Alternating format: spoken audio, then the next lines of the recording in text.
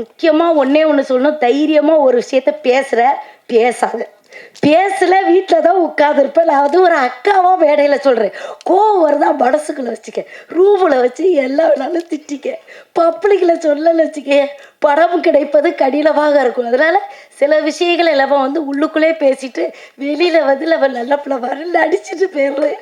இப்போ தீபாக்கா நடிக்கிறேன்ல அதே மாதிரி நடிச்சுட்டு அந்த அக்கா நல்ல அக்கா அப்படின்னு ஒரு பேரை வாங்கிட்டு உட்கார மாதிரி உட்காந்துக்க. ஆனால் உண்மையிலே உன்ன மாதிரி நேர்மையான பிள்ளைகளே நான் வந்து கையெடுத்து கும்பிடுறேம்மா. ரொம்ப தைரியமான ஸ்பீச். அதுக்காகவே உனக்கு நான் மறுபடியும் வாழ்த்து சொல்கிறேன்.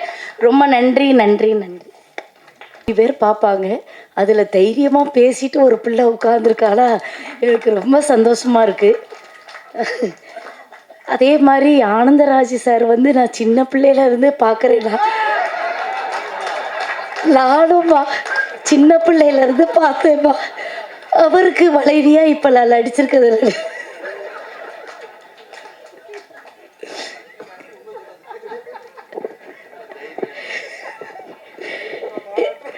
நிஜமானவே நானும் சின்ன பிள்ளையிலேருந்து அவரை பார்த்துட்டு வரேன்.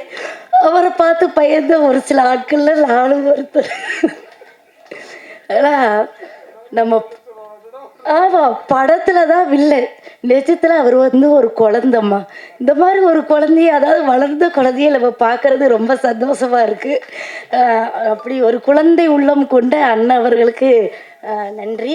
அப்புறம் வந்து இப்போது நம்ம ஆர்கே செல்வமணி அண்ணா இருக்காங்க. வந்தோடனே வந்து தீபாமான்னு அவங்க பேச வேண்டிய அவசியம் இல்லை, நம்மளை பற்றி சொல்ல வேண்டிய அவசியம் இல்லை. அந்த பெருந்தன்மை இருக்குல்ல, உண்மையில அந்த காலத்தில் இருக்கிற அத்துணை ஆர்டிஸ்ட்டுகளுக்கும் அந்த ஒரு இது ஒன்று. அவங்ககிட்ட இருந்து தான் அந்த பணிவெல்லாம் நம்ம கற்றுக்கணும். அம்மாவாக இருக்கட்டும், அம்மாலாம் வந்து அக்கா, அம்மாலாம் அடிபடும். அது சின்ன பிள்ளைகளுக்கு தான் அம்மா.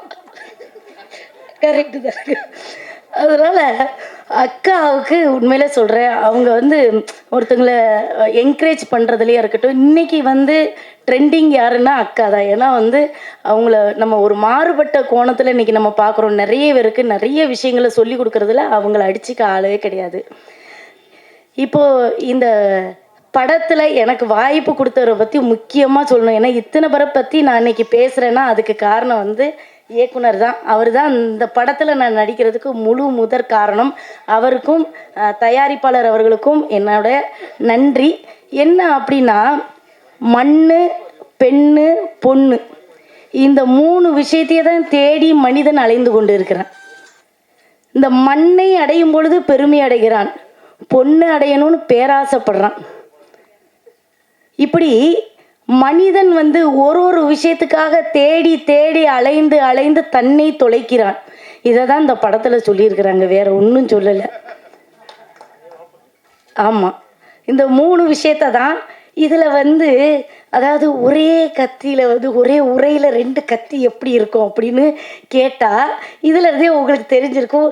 நானும் வந்து ஆனந்தராஜ் சாருக்கு ஒரு பொண்டாட்டி, ஒரு உரையில் இருக்கிற கத்தி, இன்னொரு கத்தியை கொண்டு வந்து அதில் எல்லாம் சொருவலாம், எல்லாம் நடக்குன்றது தான் இந்த படத்தில் இன்னும் காமெடியாக சொல்லியிருக்கிறாங்க.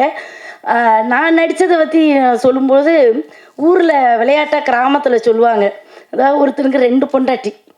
ஒருத்தி நேராக ஓடி வந்து எலியை போட்டான், இன்னொருத்தி சோத்தை போட்டான், இன்னொருத்துக்கு திருப்பி வந்து ஒருத்தி குழம்பு ஊற்றுனா, இன்னொருத்தி சாப்பிடுங்க மாமான்னு கூட்ட வச்சா.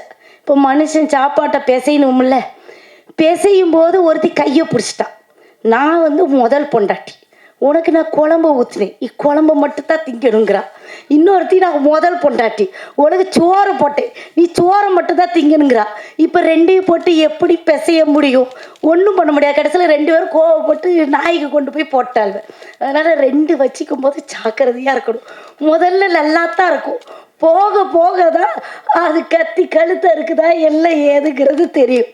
அதே மாதிரி கருத்துக்கள் நம்ம நிறைய சொல்லுவோம். நான் அன்றைக்கி போன தடவை பாட்டு படிக்கும்போது மறந்துட்டேன், அது ஒப்பிச்சுட்டு தான் நான் உட்காருவேன். எல்லாம் வந்து நான் வந்து ஒரு ஸ்டூடெண்ட்டு, அதனால் நீங்கள் எல்லோரும் தவறாக எடுத்துக்கிடாமல் அந்த பாட்டை இன்னொரு படம் தெளிவாக பாடிட்டு மனசார உட்காந்துக்கிறேன். அதாவது, கருங்காலி கட்டைக்கு நானா கோடாலி, இருங்கதலி தண்டுக்கு நானும் பெருங்காணி காரெருமை மேய்க்கின்ற காளைக்கு நான் தோற்றேன், ஈர் இரவும் துஞ்சாது என் கண். இதான் ஔவை பிராட்டியவருடைய பாடல். அந்த பாடலை வந்து போன தடவை மறந்துட்டேன். எனக்கு ராத்திரி எல்லாம் தூக்கம் வரல. ஒரு 1000 வாட்டி இதை படிச்சிருப்பேன். இப்போ கரெக்டாக ஒப்பிச்சிட்டெல்லாம் இதுக்கு நீங்கள் கை தட்டியிருக்கணும்.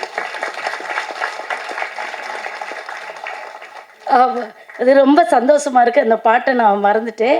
அதனால இந்த தடவை சொன்னேன். உண்மையிலேயே நான் வந்து ரொம்ப பெருமைப்படுறேன். ஏன்னா இங்கே இருக்கிற எல்லாருமே என்னை பற்றி நிறைய எழுதுறதுனால தான் எனக்கு நிறைய படங்கள் வருது. அதுக்கு வந்து முதல்ல இங்கே முன்னாடி இருக்கிற என்னோட சகோதர சகோதரிகளுக்கு வந்து ரொம்ப நன்றி, ரொம்ப நன்றி. இந்த படத்தில் எனக்கு வாய்ப்பு கொடுத்த எல்லாருக்குமே ரொம்ப நன்றி.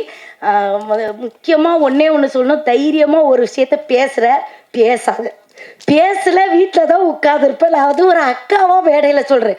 கோவம் வருதா மனசுக்குள்ளே வச்சுக்க, ரூமில் வச்சு எல்லா வேணாலும் திட்டிக்க, பப்ளிக்கில் சொல்லலை வச்சுக்க, படம் கிடைப்பது கடினமாக இருக்கும். அதனால் சில விஷயங்கள் எல்லாம் வந்து உள்ளுக்குள்ளே பேசிட்டு வெளியில் வந்து நம்ம நல்ல பிள்ளை மாதிரி நடிச்சுட்டு போயிடுறேன்.